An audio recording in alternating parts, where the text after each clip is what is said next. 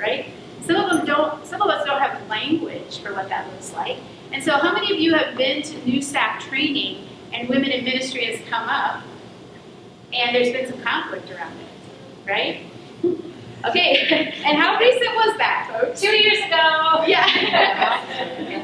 5 months ago. 5 months ago, okay? That tension, I think, is these two things coming together, because this doesn't fly in this theology, and it's not going to fly anymore in this leadership. And so we're living in this messy middle place, okay?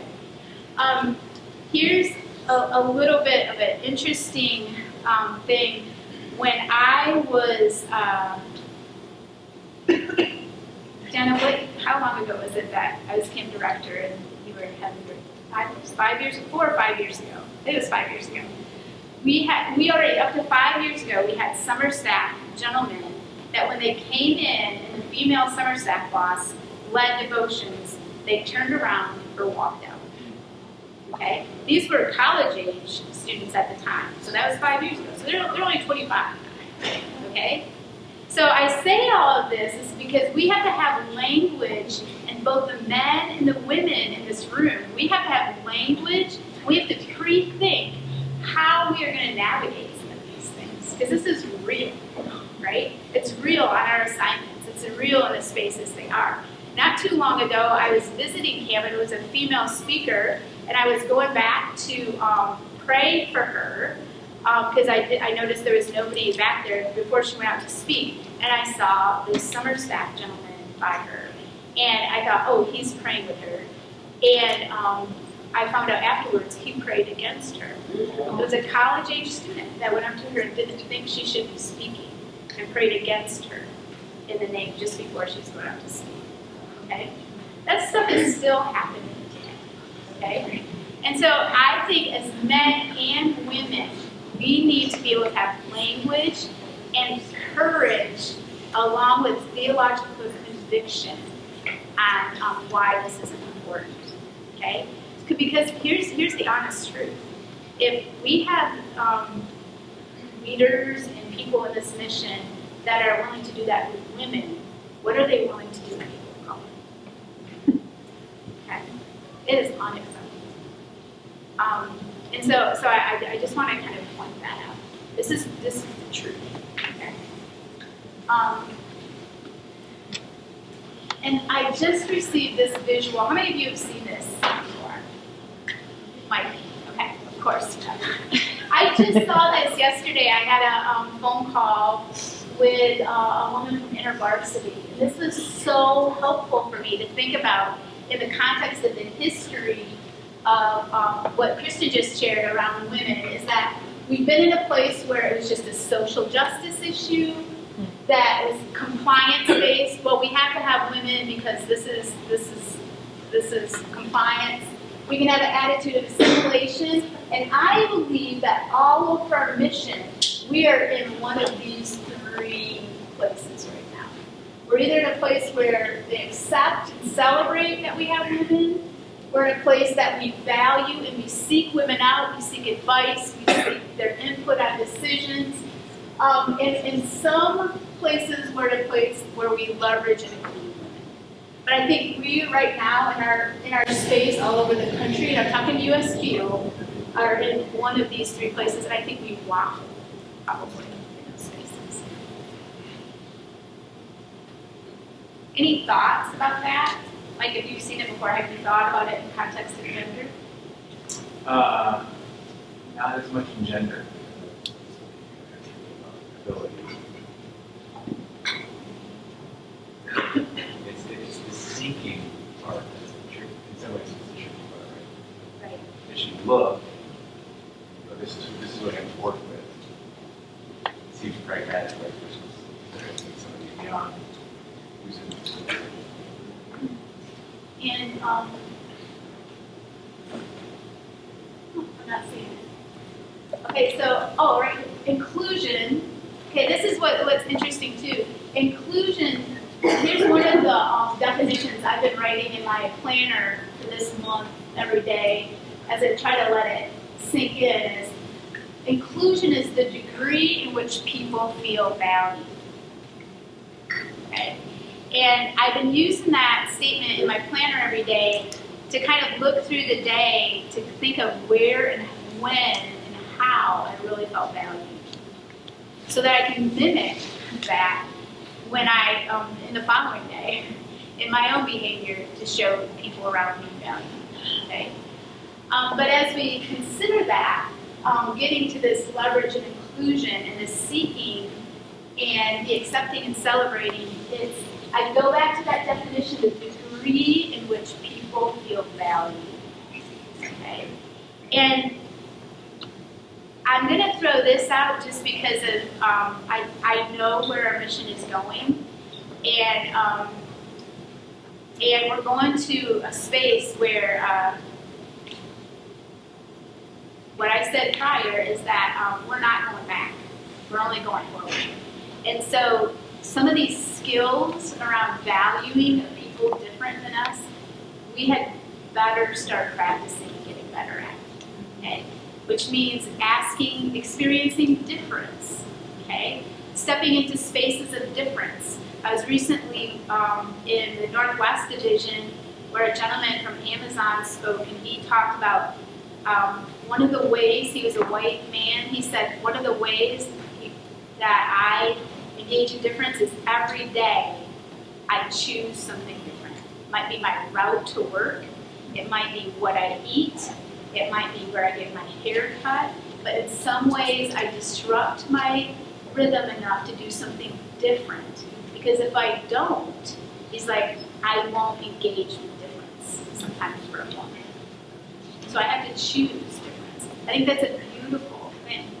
I think a second thing we can do is get better at asking more questions than us talking. So even before when you're driving in your car, you're going someplace, what are the questions I can ask? What am I curious about? How can I get to know this person? What do they know that I don't know? Asking those kind of things. Where is God in them? One of my favorite things, I have a friend named Ursula, and she's German, and one of her favorite things is the fun is in the hunt. She always says that. And that statement has become so profound for me in my spiritual walk. I'm going to tear up saying it, but the fun is in the hunt of seeing who and where God is in people.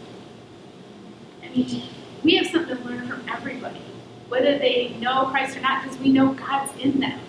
So what a significant gift it is to meet people of difference and get to search for where God is in them and then get to point that out to them.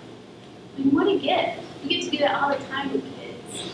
We get to hunt and get to know them and cultivate this relationship with them in the place where you can say, holy cow, Aaron, you are so good at that. Do you know where that comes from? You have a creator God, and he made you that way. We get to do that. And that is such a generous gift of God that we very rarely use, that we get to search that out. So when we do not include women's voices or opinions in decisions, or people of color, or people of varying abilities, I just think as an organization and as people, individuals, we have a lot to learn about this. Because we're doing God a disservice when we don't include those voices. So, total tangent. I'm so sorry.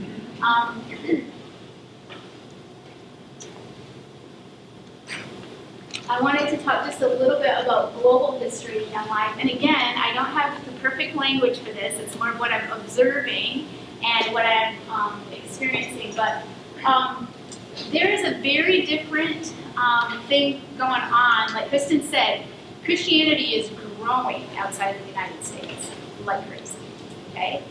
And Young Life is growing like crazy outside of the United States. I have heard this on several occasions in the past few months that we are about a year away of having more ministry outside of the United States than in the United States. We're reaching more kids outside of the end. So we're at a tipping point, okay, where who should be informing who, right? Right? Another reason for us to get posture, right? But what's interesting, Pam Moore, who some of you know, Diane Laramie is a friend of mine. There's a few folks around the country, or around the world actually, that I've been engaging with, and what is happening is that Young Life U.S. Field has 78 or 79 years of experience, right? There are some countries, we have 5 years of experience. We have 10, okay? They're growing leaps and bounds. So there's a difference between developing countries and developed countries as it relates to women ministry.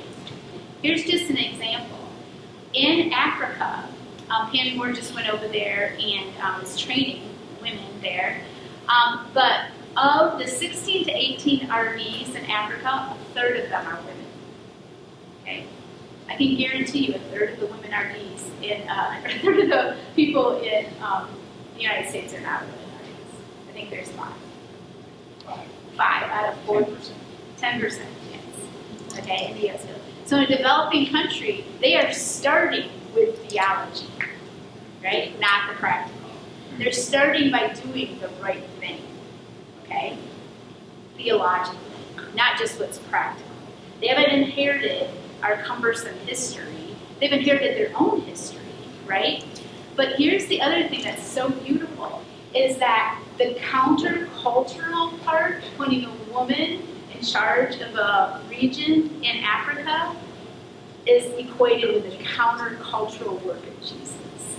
So it's congruent with the gospel, right? Like, think of us here, if we did what was countercultural, the courage that takes, we're more congruent with the gospel. And I would say that's probably part of the tension right now in the United States in our cultural moment, is the lack of congruency with what the Bible says and who we are. In fact, I've shared this with many of you. I think the cultural moment that we are in right now is the great reckoning. It's like our guts have been torn open and exposed. And God is just saying, enough. Stop talking about me. Start being me. Right?